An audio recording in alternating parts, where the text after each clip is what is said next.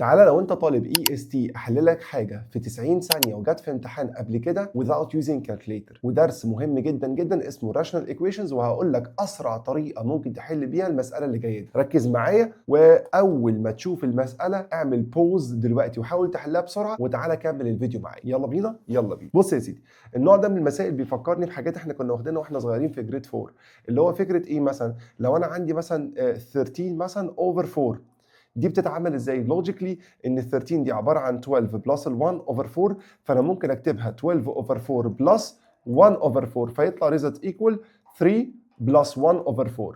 لو انا عايز ارجعها لاصلها بعمل ايه؟ باخد 3 تايمز ال 4 واد عليها 1، يعني بعمل ده ملتبلاي ده واد ده، فيطلع ريزلت ايكوالز 12. 12 بلس ال 1 هيبقى ايكوفالنت تو كام؟ ايكوفالنت تو 13 اوفر 4. يبقى الاصل في الموضوع ان لو جالك 13 على 4 ممكن تتعمل 3 بلس كورتر. 3 تايمز 4 ب 12 بلس 1 تبقى 13 على 4 وتطلع للاصل بتاعها. يبقى احنا كده نقدر نفهم ان لو جاتني مساله بالمنظر ده اقدر احولها دوت، او العكس صحيح.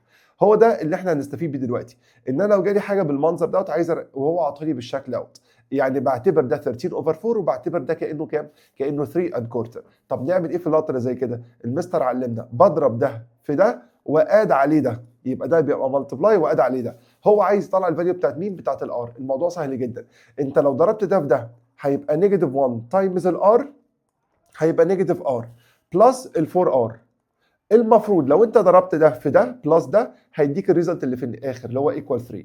اصبح 3 ار ايكوفالنت تو 3، اصبح الار ب 1، يبقى الانسر ايكوفالنت تو بي.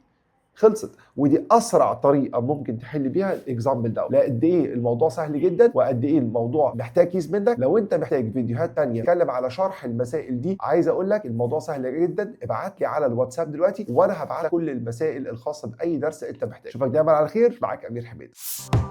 Maths House Institute for American Diploma.